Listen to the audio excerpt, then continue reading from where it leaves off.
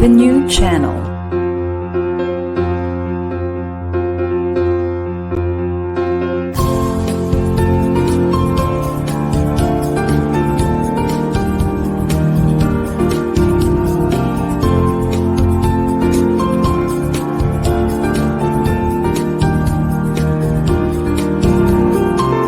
The new channel. Hashtag TNC Now.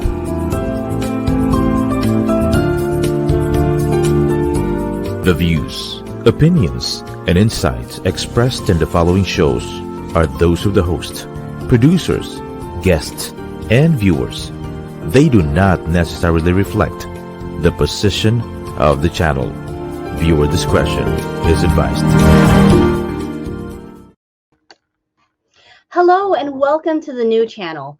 Our passion transforms a community that sees and shares all things new. This is Frances Bauer streaming from San Mateo, California. You're watching Design Your Life on TNC. Do you like to watch and live vicariously through others' family lives, travels, relationships, passions? This show is here to encourage you to go beyond just dreaming.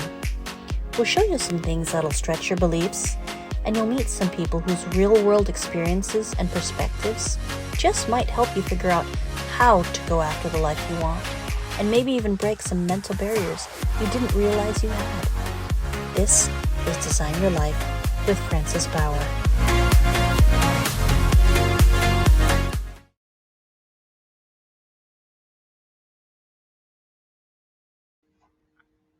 Today's guest is international race car driver, Philippine FIAA ambassador, and motorsport developer, my good friend Don Pastor. Hi, Don. Welcome to the show. Thanks, Francis, for having me. Awesome. Thank Yes. you, everyone, for watching. Yeah, and thanks for taking the time. Really appreciate it. Anyhow, so I know that your fans will know quite a bit about you and where you've been and what you've been up to, but I don't know that the story has been told how you got started in racing. Care to share? Yeah, sure. Basically, it's always been a father-son uh, hobby. Basically, become a passion and became a career. First, it was a story between my dad and the family.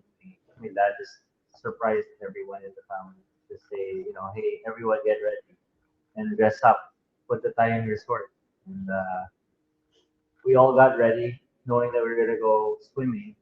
We just arrived at the racetrack. We were all weirdly guessing and wondering why are we at the racetrack. And then, all I hear is an announcer say, "Hey, everyone, get ready for your race. 5 minutes till the paddock opens and the grid will commence the race." And basically, I see my dad gearing up, and then as soon as you know it, he actually started from the back of the grid and he overtook everyone and won that race. It was the first race here in the Philippines back in 1995. I believe it was in the Batangas Racing Circuit. It was the first inaugural race. They did the ribbon cutting that day. And as a young kid watching my dad at a very young age, it inspired me and it opened my world into sports. So I think that's the first initial thought that ran to my mind and got me involved into, and basically into racing in general. Wow. So I guess the rest is history, right? You kind of just went from there, And, no? yeah, definitely. Yeah. Fun story. So tell our audience, what made you decide to do it professionally and, full time at that? Well, of course, I didn't know anything about motorsport, just like everyone in life. I guess you don't know where you're all headed and what you'll be doing for the next couple of years in your life or the next decade or so. So Uh, back then, as a child, I didn't know if it was even for me. But I put myself out there. I told my parents if it was okay for me to try the sport. So I first tried out I reached out to programs, clinics, academies that host basically first timers like myself back in the day, and everything snowballed from there. Pretty much. Yeah. How was that for you? Like the first time as you were, trying your wings out? Was it what? What were the thoughts? It Were you was terrified? Was it what was that like? Tell us about that experience, like the internal, the angel devil on your shoulders. yeah. Of course, as a kid, you're not really thinking of the actual accidents that could happen. At first, I was like at awe with seeing uh, my father race, and I thought, oh, it's just really nice to see people race. It looks fast. It's exciting. It's full of adrenaline. So at that point in mind, I wasn't really thinking of the fears coming into it. I just kind of dove in. But at the same time, when I actually got into the car or into the go kart, because I was still young at that time, because I started off with the go kart. Mm-hmm. It's one thing to think about the idea of it, and it's another thing to actually get involved and sit in the car and feel the speed and the fears trickle in for the very first time. So of course, you're going really fast, and there's some moments where you're about to hit the wall, or you're just gonna lock up your brakes and lose control. At the beginning, since you don't know how to control or discipline yourself in the fundamentals of motorsports or anything in general, of course you're gonna feel afraid. Just like anything, if you're gonna get into business or a new career, since you're not totally aware of the full spectrum, you're always gonna fear a lot of things coming into it until you master it, until you put hours in the seat time. I call it seat times. Whether you're in the office or putting up a business, Mm-hmm. standing outside with a kiosk, or myself in a race car in the seat. Um, if you don't have the seat time and put years or hours of experience in it, there's all these fear factors that's gonna come in and mess with your mind. But if you chug through it, then you just experience more through the years, just as myself getting into the sport more, realizing things not to do, things to do. It just betters yourself, and the fear kind of trickles away in time. Yeah. In time, but at the beginning, you're terrified. I imagine.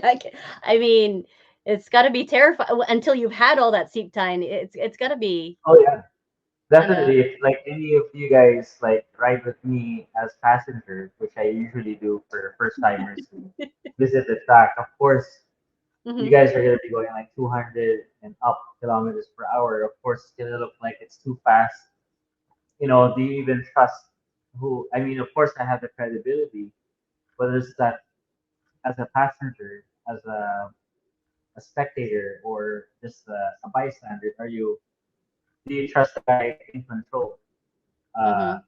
as myself being a student back then, I was riding shotgun or as passenger to my mentor, and at first it feels thrilling, like you're competing in your mind, thinking, okay, I have to trust this guy because he's credible, he knows his craft.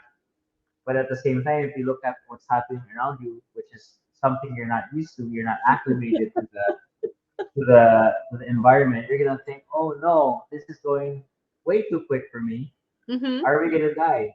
This feels like we're gonna die any second. So of course, all these fear trickles in, and eventually, when you do it enough, you're just gonna get used to it, and the fear kind of subsides, and you start focusing on things that really matter.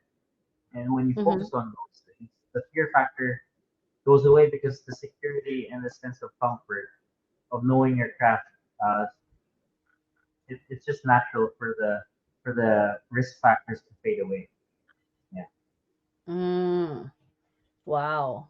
So I understand that you also take on students. Is that right? Is that still the case anyway? Are you still taking on students? Yeah, I've been doing this for the past, I would say, 15 years. Wow. I have a school. It's basically called Raceform Academy. Hmm. We founded it in 2016 in the U.S. In California. My partners, Travis Bauer, and then basically we moved on to expanding in the Philippines, which is basically I'm a dual citizen, so I'm half Filipino, half American. So with the Filipino side, I wanted to take back some technology that I learned when I was campaigning in the US and uh, teach what I learned and spread it to the newcomers into the sport here in the Philippines. So we continue since 2019 here in the Philippines, and I've been operating here ever since. So I have a racing school that caters to kids from like 7-year-olds to I have a 70-year-old student that's in Wow. cars. Yeah. We also cater to international pro racers. I have people from the US that fly in here in the Philippines. That's students of mine in the Formula uh, type of race car. So we do all sorts of cars. There's actually a couple NASCARs behind me, if you can see. We also have students that sign up for that. Um, but yeah, we cater to all sorts of motorsport related training that has four wheels. Not Oh. only that, we also cater to the things around the racing, which Hmm. is we train media, so photographers and videographers that want to get into the trade. Since the sport is that basically the sport needs a lot of videographers and photographers in the industry. There's a lot of those type of photographers and videographers in like let's say weddings or other sports. Hmm. But in motorsport, there's very like a handful. So our race form academy is also driven to teaching other trades in the same industry, which is video and media, photography. Also, agents. We're also teaching agents how to search for sponsorship or do collaboration work with corporations, uh, and many more. Anything to do with motorsport in general, not only in the driver's seat, but everything around it as well as the business. Oh, wow. So asking about, I'm curious to know, so for your students, right? What's that like Mhm. when you first take them on the track? Their first time, you strap them in, you've got all the safety gear. Are they a Mhm. nervous wreck? Are they confident nang wala sa lugar? Or like, what does that look like?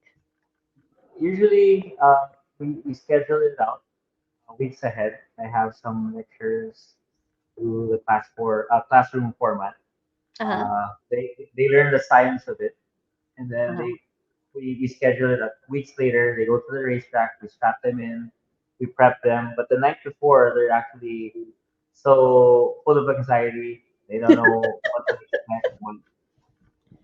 All of them are just like messaging me like almost till midnight. Like, hey, are you sure everything's like gonna be okay? Is it all I need is like a helmet? Yes. Just need to show up. Make sure you show up. Because it's one thing to be excited about it, but when they actually get into it, it's not meant for everyone. A Okay. lot of people aspire to be race car drivers or at least track or weekend track warriors, but some of them fall off just because of fear. Oh. But most of them that actually show up at the track, they're just full of adrenaline, full of fear, all at the same time. So they they get out of the car after the actual testing, and then they're fully exhausted, winded. They didn't expect. They thought they're just sitting in the car, Mm-hmm. just like you would just driving to work or going to the grocery, where you're sitting in the car. It takes 30 minutes to an hour. But our performance at the track is you're sweating entirely. You're Oh, using wow. pretty much majority of your muscles, and you're inside an encapsulated vehicle that doesn't have any air conditioning, and you're in a racing suit that has 3 layers of fireproofing. Mm-hmm. So there's no wind hitting your body, so you're sweating like you're in a sauna. So Wow. it's very physically, and the G forces pushing your whole body, shifting from left to right, forward and backwards, up and down. It's basically very close to um, jet fighter mentality. So Wow. That it's very intense. sounds that sounds really intense. Oh my gosh. So tell me, how do you walk people through addressing the fears and self-doubt in their head? I mean, uh, does it, and do you have to after the first run, or do the like leading up to, what does that like, how do you kind of handhold them? The mental It's game is really what I'm the talking about, you know? gotcha. Yeah, I think it's really the that's why I created the curriculum of my course. We always start off with the class seminars, Mm. the actual board, like in class setting, where we teach the science and the knowledge base of what to expect, how to tackle every single avenue that you're gonna face and confront while you're out there in the actual. Oh, you don't just throw them in the car, throw a bunch of safety gear on them and throw them in the car and like, all right, you go, boy. Yeah, it's not gonna be that easy and simple because of course we're dealing with very expensive equipment where we Sure. don't paying millions and millions of pesos worth of equipment and just like that. So it takes weeks of training. I also teach some students where they buy a sports car and they want to learn with their own car. Majority of my students are like this. So I Mm, have still the same classroom setting where I teach the science. I have a curriculum, different chapters of different phases. I have levels one, two, and three, and it tackles pretty much on the science part where if they do understand it, it alleviates the fear factor, mm-hmm.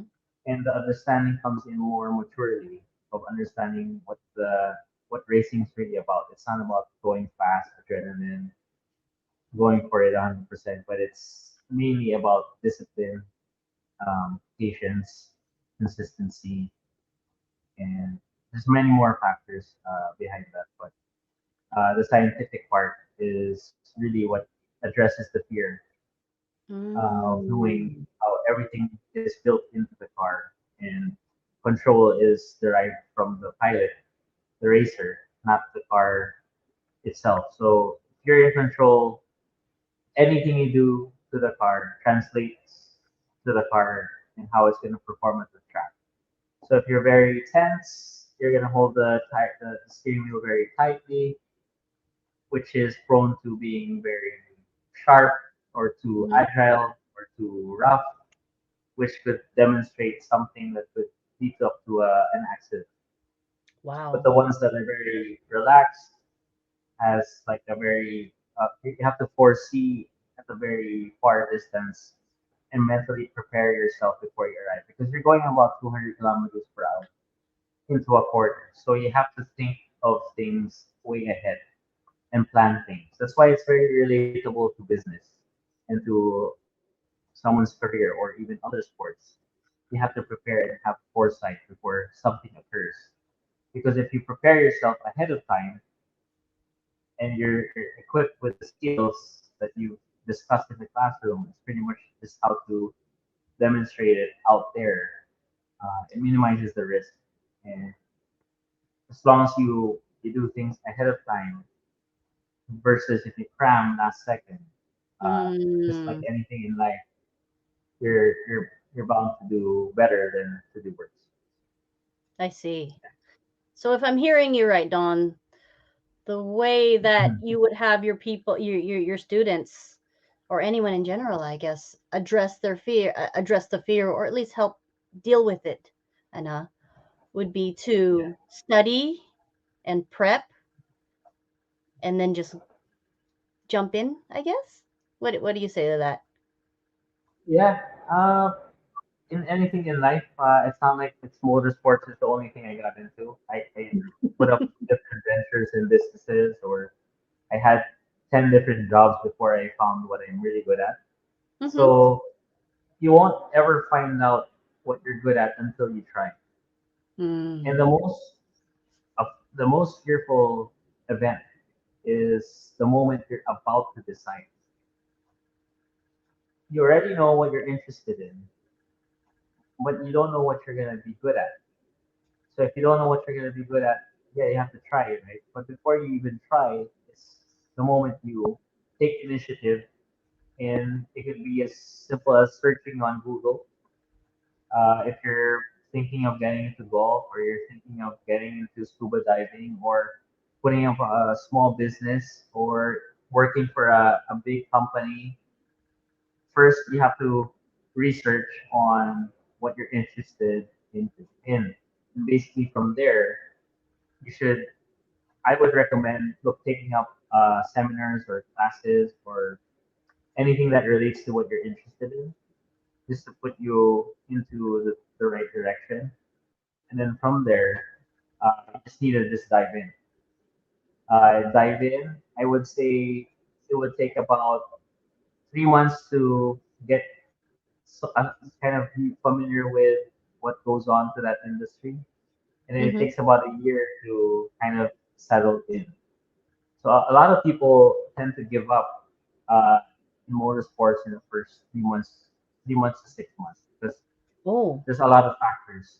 Not only the budget, of course, it's a very expensive sport, but the fear factors, you know, just the discipline of what the requirement for your physical Mm-hmm. training, multiple things considering the venue, how far it is. But for other to relate this topic with other circumstances like the business or people's career, it takes about 3 months to 6 months to really see if it's for you or not. That's why Mm-hmm. you see a lot of people try out a certain job and they fall out after 3 to 6 months or even after a year. Sometimes they stay there just to have a really good resume. But after a year, if you want to try it out and see if it's for you, maybe it's something that you've been bothered about, you just want to get it out. Try it out and see if you're good at it. But you only start mastering a certain industry or skill. And there's this book I read, which was basically it takes 10,000 hours Mm-hmm. to really master something. Mm-hmm. Um, Depends on your industry. If it's a job, it could take 8 hours a day. If you multiply that, divide that by 10,000 hours, how long it's going to take for you. For us in motorsports, it takes about 5 years to really master to get the pro series. Oh wow. Uh, you only become amateur up until your first or second year.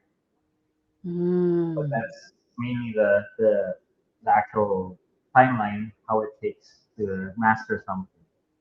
Okay. Um, yeah, just stay in the program. If you have to just weigh things if it's really for you or not.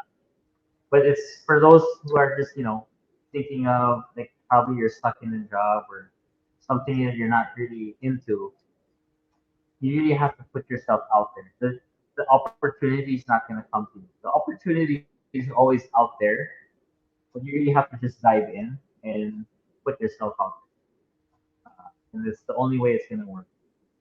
It's not going to come to you easy, but it's something where you have to take initiative and take the first move, and everything's just going to fall into place from there. As long as you remain hungry and put yourself in a survival mode, meaning if you're in a comfort zone where you're still thinking of uh, testing things out. If, let's say, you're trying to put up a business and you have to be there 100%, but you don't show up because you're still 50% at your physical job, then you're only going to get the same output.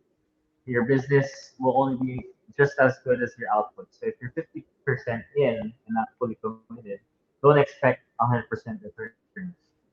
So it's just the Sure. same way. Yeah, anyway. Wow. Okay. So, what do you have to say for those people who feel like, they can't do what you do, kesho, they don't come from a good family or don't have a good support system like you, or, what have you? What do you, I know there's somebody out there that just would love to, go after their dreams, go after their passion like you've been able to do, but don't feel like they have the same, uh, pedestal of you, if you will, to Mhm. stand on. Yeah, that's actually a good question. A lot of people think that I had it was very easy, like it was just given to me. But technically, the way I started, I just literally, I think I started doing buy and sell at a very young age with scooters. I had like Mhm. I had, I think I saved up at a very young age. I did buy and sell until I sold my PlayStation, Nintendo, Game Boy, Game Gear back in the day. Sorry, nakakahalata yung age, but back then when I sold those things, basically I chanced upon good deals in the market, turned it into scooters. I was driving myself to school at a very young age, at grade six to school. I didn't even have a driver's license. I don't know if Oh I'm my allowed to gosh. say that. National TV. Yeah, I was buying, selling until I afforded my own car, and I used that car to bring myself to the racetrack. Wait, so you And worked and saved to buy your first car? That's not mommy and daddy money.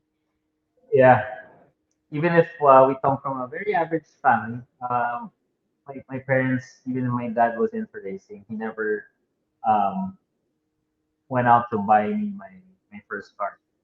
He saw that out of my interest in my passion to actually pursue racing like him, and going through the whole bit of doing buy and sell and showing him that I found my own way, my own path to carve my own path to the racetrack.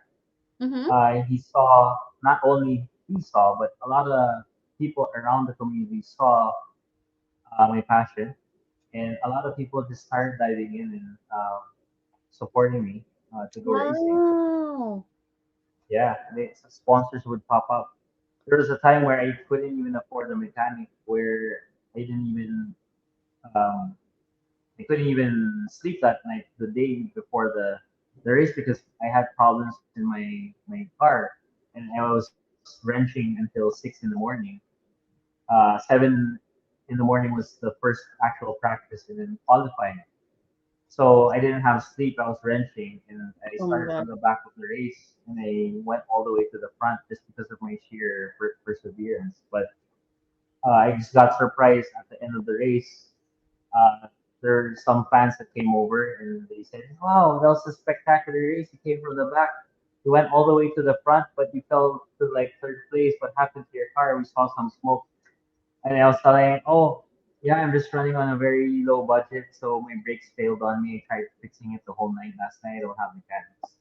And the guy just handed me his business card, and apparently that guy was one of the owners of Philippine Airlines. And, I didn't even know he was like Oh a my big gosh. guy, but they ended up sponsoring me, and a bunch of other companies started sponsoring me just because they saw my skill. But yeah, it really takes a lot. And even after that story, I started over again in 2010. I went to the US. I started from scratch. I went there at the eye of recession, and basically, I let go of racing in the Philippines all over Asia, and I ended up working for multiple corporations in the US. I started from scratch all over until I couldn't let go of racing. It was still inside of me, and something just kept whispering behind my ear and said, "Why don't you go to those car events down the neighborhood?"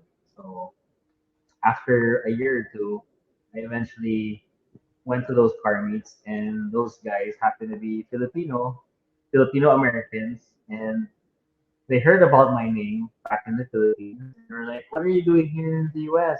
I'm like, "Oh, I'm just here like you guys, working a 8 to 5 job, and I'm just here to hang out, talk about cars." And they're like, "Oh, we're actually going to the racetrack this weekend. Why don't you come along and come teach us?" So I was like, this is really my destiny, I guess. I ended up teaching everyone in that whole group, in that whole car meet, and there was a big investor in that group, and he basically wanted me to teach him, but he said he'll support me go racing in the US. That's why I became Redline Time Attack and Global Time Attack champion in the US.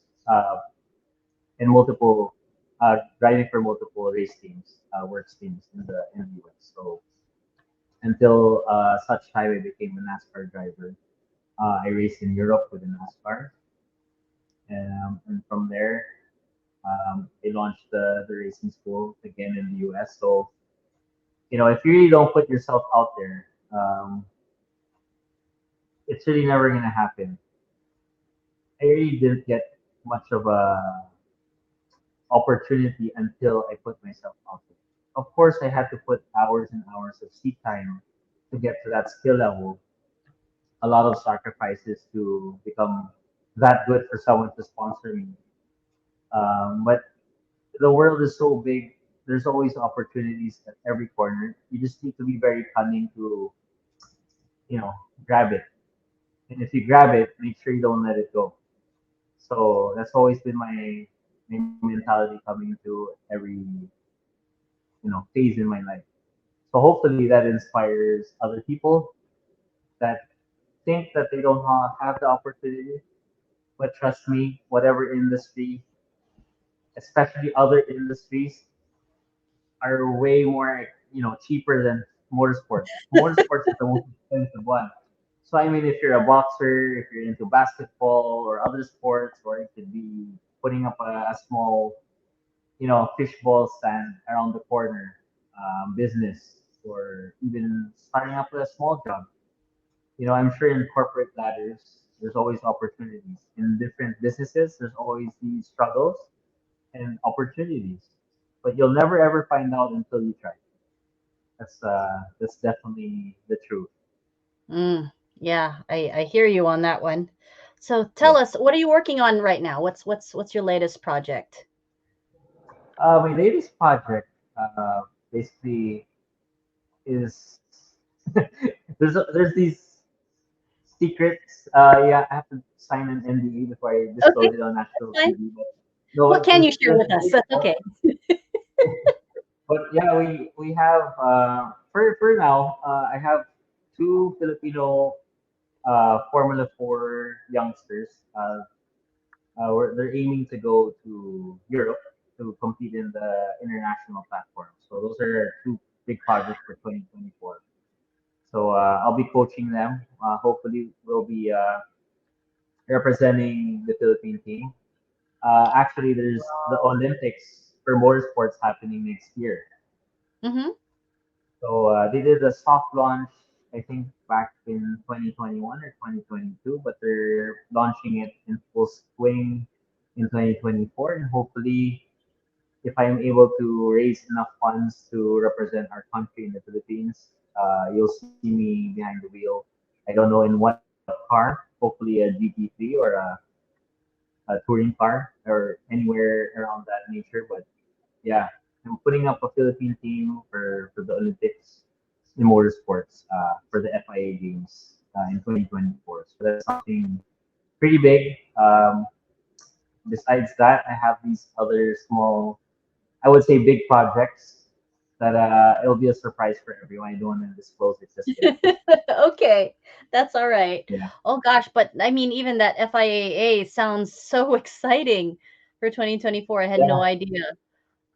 yeah. It's booming here in the Philippines. We've never had like an international, race car driver making it to like F1 or NASCAR or Le Mans 24, but it's actually slowly happening right now. I have one student of mine, her name is Bianca Bustamante. She just got picked up by the Formula Academy of McLaren. But back then she Oh, got I picked saw up by that. the Oh my women. gosh, yes. Yeah, so she got picked up, and she's all over the news right now. I was lucky to be one of her coaches at a very uh, small chance opportunity of mine that I gave my knowledge to her, and Wow. many more coaches around the Philippines was able to be part of giving as much as we could, and hopefully it helps her get to where she is now. We're just proud of her. but we're still continuing developing multiple people, racers, just like her to make it to Formula One, hopefully. That's amazing. I had no idea you contributed to that effort. But yeah. Yes. So, tell our audience, how do they reach you if they want to get involved in what you're doing, and just the serious people. Like, what's that again? Sorry. So how what if somebody wants to get involved with what you're doing, how do we get a Mhm. hold of you? Yeah, you could always, reach out to our race forum page on Facebook or Instagram. I also host events, race events called Super Touring Festival. You could also reach out to us through Facebook or Instagram as well. And yeah, pretty much if you just look up my name, Don Pastor Racing, on Instagram and Facebook, you could also reach out to me directly. Okay, awesome. Well, Don, thank you so much for your time today. Yeah, We're really looking forward to what you're going to be um, putting out, what your students are going to be accomplishing, and just so excited for you for next year's FIAA races. Did I say that right? definitely. Thank you for having me in the show, Francis. Yeah, Absolutely. We thank you, appreciate you so much. TNC. Yeah, thank you everyone for listening in, and hope to see more people out there pursuing what they ought to do or what they dream. Just keep pushing. Don't be afraid to dive in. Thank you. Ladies and gentlemen, Mr. Don Pastor, and I am your host, Francis Bauer, and this is Design Your Life.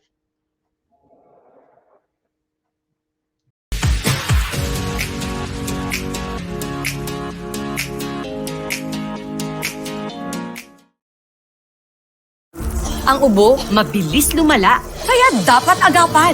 Dapat New Solmux Advanced Syrup. May 2 times zinc para ang ubo, imbis na lumala, tulungang mabilis mawala. New Solmux Advanced Syrup. Unilab yan.